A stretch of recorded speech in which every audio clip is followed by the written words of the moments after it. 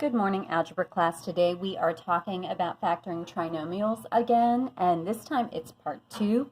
We are going to have you actually do the factoring on your own today, and I'm going to try to help you through that as much as possible, do a few more examples, and hopefully it'll be kind of easy after you've done a few of these.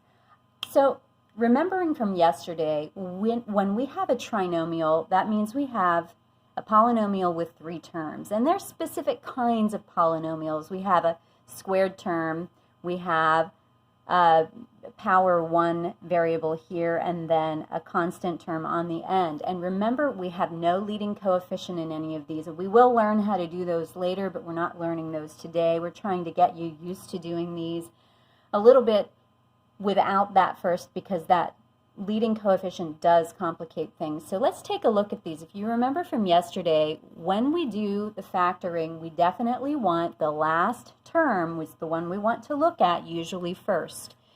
So we want this, the 2 binomials that we use, that we want to factor this into 2 binomials multiplied together. The binomials that we use have to have numbers that multiply to 21.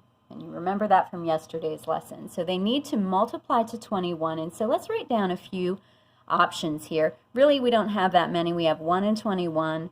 We have 3 and 7, right?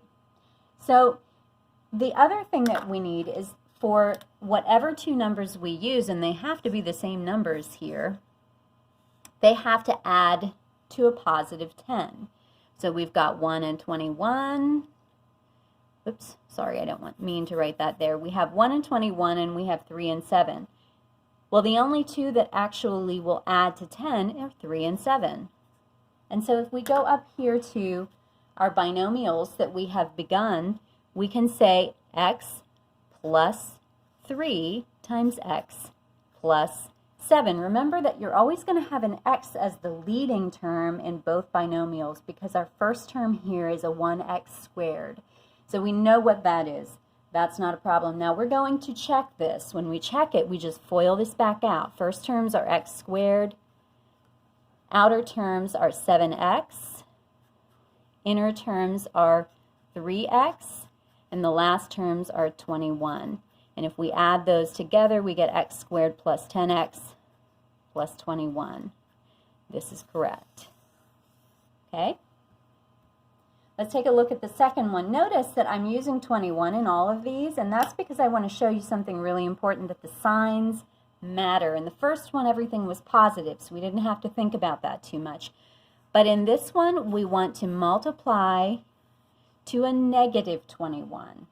Okay, so I have more options. I can have 1 and 21. I can have negative 1 and a positive 21. And sorry, a negative 1 or positive 1 and a negative 21 first. Negative 1 and 21 here. A positive 3 and a negative 7. Or a negative 3 and a positive 7. And I didn't leave myself enough room there. So those are my options to get a negative 21 when I multiply 2 numbers together. Now I want to take those numbers and look at the negative 4. Only one of these is going to give me negative 4 when I add them together. And it's this one, a positive 3 and a negative 7. Okay, so I'm going to take this up here to my 2 binomials. And I'm going to write in there x plus 3, x minus 7, and I want to check them. Now that I have a minus 7 here, because remember, one of them has to be a negative. So let's check it. We have first terms x squared, outside terms when we multiply those together, negative 7x, inside terms positive 3x, and then the last terms are negative 21.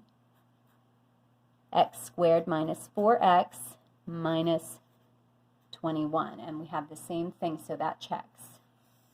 Correct. Okay, last one. Again, I'm using that positive, I'm using a 21, but this time it's positive, okay, which does make a difference, and that's what I'm trying to show you.